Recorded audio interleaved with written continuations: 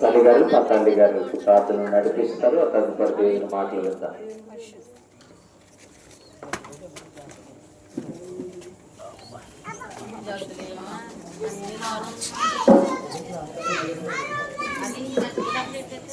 ప్రార్థన చేసుకుందాం.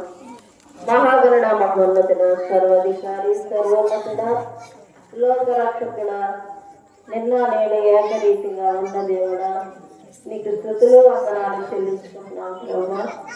ఎన్ని స్థితులు చెల్లించినా నేను మేము తీర్చుకోలేము ప్రభా. ఇదిగోనైనా ఈ దినమందు ప్రభా మంచి వాతావరణాన్ని మాకు అనుగ్రహించు.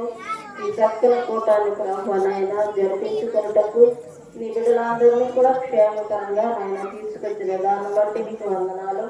అలాగే ప్రభా పాటలో ఉన్నారు నాయన తండ్రి, అలాగే కొన్ని మాటలు కూడా విని ఉన్నారు తండ్రి. నీవు చేసిన ఉపకారంలో దీన్ని మర్చిపోవద్దని సెలవిచ్చారు తండ్రి. అలాగే మీరు ఫలించి అభివృద్ధి పొందండి అని సెలవిచ్చిన నాయన. ఇల్లు కట్టుకోండి, తోటలు నాటించండి, నేను పొలాలు తినండి నాయన మీరు సెలవిచ్చారు. అలాగే ప్రభా నాయన నువ్వు మమ్మల్ని ప్రభా నానాటికి అభివృద్ధి పరుస్తూ ఉన్నావు తండ్రి. మాకు కావలసిన ఈవులని నువ్వు ఇస్తూ ఉన్నావు తండ్రి నాయన ప్రభా. అలాగనే నీ బిడ్డలకి నేను మంచి గృహాన్ని ఇచ్చావు తండ్రి. తండ్రి గారు ప్రభా ఎంతో శ్రమపడి కష్టపడి నాయన గృహాన్ని నాయన కట్టుకోవడానికి నాయన సహాయం చేశారు. బిడ్డల వల్ల భర్త వల్ల సుఖం లేదనైనా బిడ్డలతో నీ సాక్ష్యం చెప్పింది ప్రభా. మరి అలాగనే తండ్రి అలాంటి తల్లులను అలాగనైనా కష్టపడే బిడ్డలను ప్రభా మీరు చూసి ఎంతో సంతోషించే దేవుడు తండ్రి, గొప్ప దేవుడివి.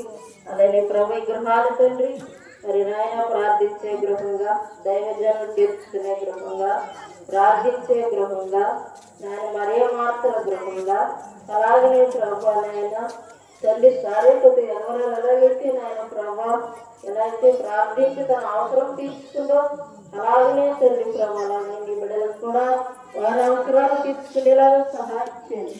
ఇల్లు కట్టడానికి మాట్లాడాలి ప్రభా నాయన. ఇల్లు అంతటిని నువ్వు కట్టి ప్రభా బిడ్డలకు మంచి నాయన తల్లి గృహాలు ఇచ్చినందుకు లెక్కలేని వందనాలు చెల్లించుకుంటున్నాం. అలాగనే వచ్చిన సంఘాన్ని బిడ్డలందరినీ కూడా జ్ఞాపకం చేసుకోండి నాయన. ఇక్కడికి వచ్చిన బిడ్డలు ఎవరికైతే గృహం లేదో నాయన మీరు వారికి దయచేయండి ప్రభా. నీ బిడ్డలకు నువ్వు మేలే చేస్తావు కానీ కీడు చేయు నాయన తండ్రి.